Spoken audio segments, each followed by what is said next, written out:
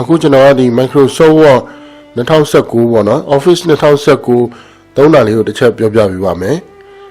စပြီးဝင်မယ်ဆိုရင် Microsoft Word ထဲစပြီးဝင်မယ်ဆိုရင် Stack ကနေ All Program နေပြီးမှ Word ထဲဝင်ပါမယ်အောက်နောက်မှာဒီမှာ Word ထဲဝင်ရင်ဒါဆိုရင်တော့ Microsoft Word 2019ထဲဝင်လိုက်ပြီဆိုရင်စပြီးပေါ်လာမယ်ပုံစံပေါ့နော်အဲ့မှာ Home ရှိမယ် New ရှိမယ် Open ရှိမယ် Home ကတော့ကျွန်တော်ဒီမှာ blank document ယူလို့ရတယ်စာရွက်အသစ်ပေါ့နော်ဒီ New ကလည်းဒီမှာစာရွက်အသစ်ယူလို့ရမယ်ဒီဘက်ကတော့ Word 2010ပုံစံပေါ့ဒီအောက်မှာကျတော့ template လေးတွေရှိတယ်ဒါလေးလည်းယူလို့ရပါတယ် Open ကျတော့ကိုယ်မှာတင်ထားတဲ့ဟာတွေကိုပြန်ဖွင့်ကြည့်လို့ရတယ်ဥပမာ reset မှာဆိုရင်တင်ထားတာမကြာသေးတဲ့ဟာတွေဆိုရင်ဒီအောက်မှာရှိမယ် this ဒါမှမဟုတ်ရင် this PC ရဲ့အောက်ထဲမှာလည်းတော့ရှာလို့ရမယ်ဒါမှမဟုတ်ရင်လည်းဒီ browse တွေကနေရွေးပြီးမှကိုလိုချင်တဲ့ကို file ကဘယ်နားမှာရှိလဲပေါ့နော် document အောက်ထဲမှာဆို document အောက်ထဲမှာရွေးပြီးမှ open ကနေဖွင့်လို့ရပါတယ်အခုကတော့ new ကိုပဲယူပြီးမှကျွန်တော် blank document ကိုယူပါမယ်ဒါဆိုရင်တော့စာရိုက်တဲ့နေရာရောက်ပြီပေါ့နော်ဒီမှာ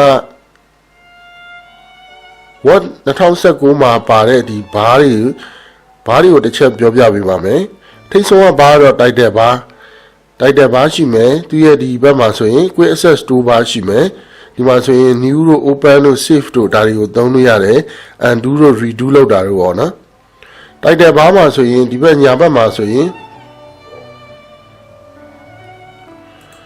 ဒီအားကျတော့ auto hide လောက်ထားလို့ရတယ်အောက်မှာရှိတဲ့ ribbon ဒီဖဲပြားလိုမျိုးရှိတဲ့ဒီ ribbon ကို auto hide လောက်ထားလို့ရတယ်တစ်ချက်ပြန်နှိပ်လိုက်ပြီးမှ show tab ကတော့ဒီ tab လေးတွေရှိတယ်ပေါ့နော်ဒီမှာ home နဲ့ insert တို့ဒီ tab လေးတွေကိုဖော်ထားပေးမယ်ဖော်ထားချင်တယ်ဆိုရင်ဒီဟာကိုရွေးပါမယ် show tab နဲ့ command ကျတော့ဒီ tab တွေရောအောက်က ribbon ရောပေါ်နေမယ်ပေါ့နော်ဒါလေးကိုရွေးလို့ရပါတယ် minimize ကတော့ခဏချုပ်မယ်သူကမပိတ်သေးပဲနဲ့ဒီ step menu bar အောက်မှာကြာနေရပါတော့တစ်ချက်ပြန်နှိပ်လိုက်ရင်ပြန်တက်လာပါမယ် restore ကတော့အသေးလောက်ချင်တယ်ဆို restore နှိပ်လိုက်တယ်ဆိုရင် maximize ကတော့အကြီးချဲ့တာပါတော့အခုရှိနေတဲ့ပုံစံပိတ်တာကတော့ close ကနေပိတ်တယ်ပေါ့နော်ဘယ်ဘက်မှာဆိုရင် file menu ရှိမယ်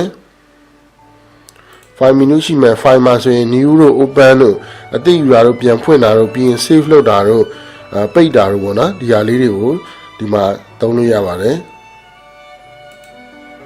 home တို့ insert တို့ဒီ draw တို့ design တို့ဒါလေးတွေက tab လေးရှိမယ်သူရဲ့အောက်မှာကျတော့ဒီဟာကျတော့ ribbon ပေါ့နော်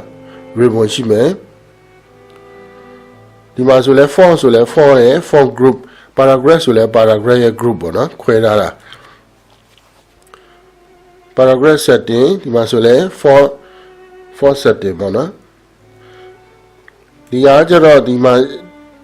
ဒါတော့စာရိုက်တဲ့နေရာပေါ့နော်စာရိုက်တဲ့နေရာရှိမယ်စာရိုက်တာတော့ကျွန်တော်စာရိုက်ရင်ဒီမှာထွက်မှာပေါ့နော်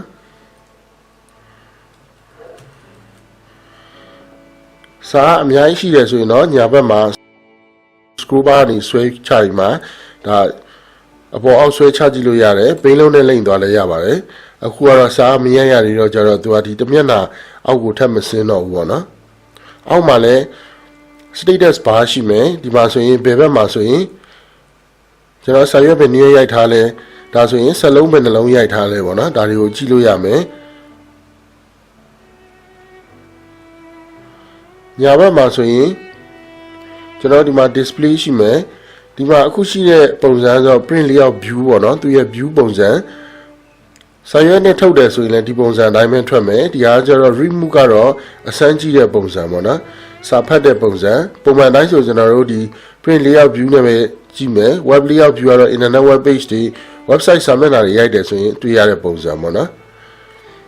ဒါဒီဘက်ကတော့ zoom in zoom out ရှိမယ်စာရွက်ကိုချုပ်ပြီးကြည့်လို့ရတယ်ချဲ့ပြီးကြည့်လို့ရတယ်ပေါ့နော်ဒါတော့ Microsoft Word ဖွင့်လိုက်ပြီဆိုရင်တွေ့ရမယ့်ပုံစံပါ